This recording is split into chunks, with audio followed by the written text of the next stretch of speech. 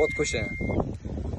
ਜਿਹੜੇ ਤੁਹਾਡੇ ਨਾਲ ਵਾਲੇ ਡੇਅਰੀ ਫਾਰਮਰ ਵੀਰ ਨੇ ਉਹਨਾਂ ਨੂੰ ਤੁਸੀਂ ਕੀ ਸੁਨੇਹਾ ਦੇਣਾ ਚਾਹੋਗੇ ਸਾਡੇ ਕੰਮ ਤੋਂ ਕਿੱਦਾਂ ਸਾਨੂੰ? देखो हमने इनके ऊपर ट्रस्ट किया, इन लोगों ने जो बताया था वही इन लोगों ने अच्छा काम करके हमको दिया है and we are very satisfied from the result.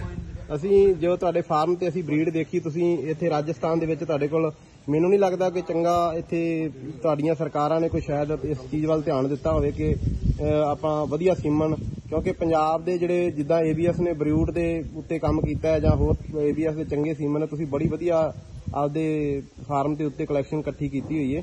ਆਉਣ ਵਾਲੇ ਫਿਊਚਰ ਦੇ ਵਿੱਚ ਮੈਨੂੰ ਲੱਗਦਾ ਕਿ ਤੁਸੀਂ ਇਸ ਏਰੀਏ ਦੇ ਵਿੱਚੋਂ ਅਗਾਂਹ ਵਧੂ ਡੇਅਰੀ ਫਾਰਮਰ ਹੋਵੋਗੇ।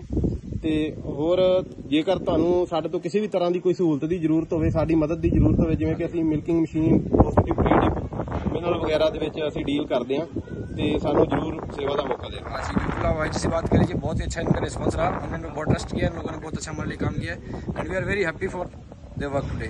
धन्यवाद।